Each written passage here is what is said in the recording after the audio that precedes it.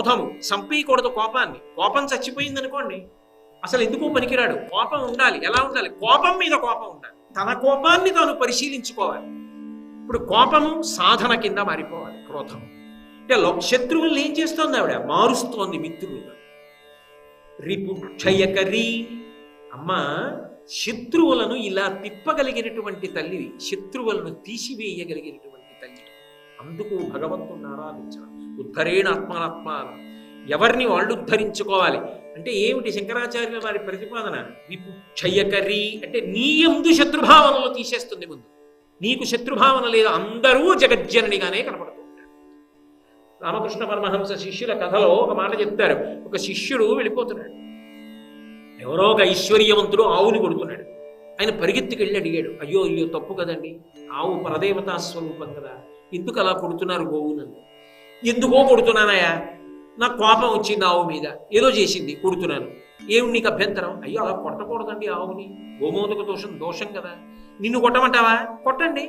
నన్ను కొట్ట, ఆవును కొట్టకపోతే నన్ను కొట్టండి, అయితే నిన్ను కొడతాను ఒంగో అని కొట్టాడు. బ్రహ్మచారి, ఆయనకి ఏమైనా అలవాటు దెబ్బలు తింటాం, 2 దెబ్బలు తిని మూర్చిపోయాడు.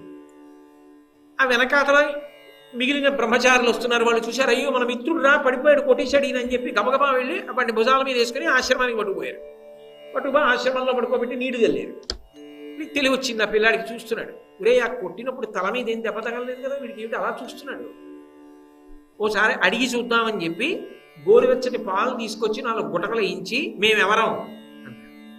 ఆ పిల్లాడు అన్నాడు, ఇందాక ఏ పరమేశ్వరుడు నన్ను ధనవంతుడి రూపంలో కొట్టాడో ఆ పరమేశ్వరుడే ఇప్పుడు నా మిత్రుల రూపంలో పాలు పట్టి సేద తీరుస్తున్నాడు.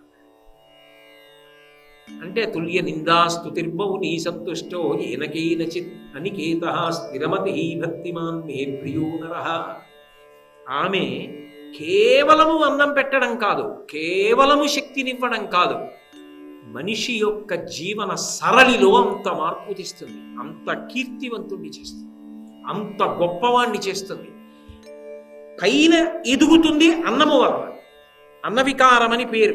అన్నం తినడం వల్లే శరీరం పెరిగి పెద్దదవుతుంటుంది, ఆఖరికి అన్నం వల్లే పడిపోతుంది. నిన్ననేగా చెప్పాను.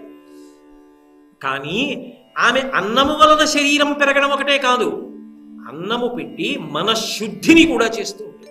అది చెయ్యగలిగిన వాళ్ళ లోకంలో లేరు, గురువు తప్ప.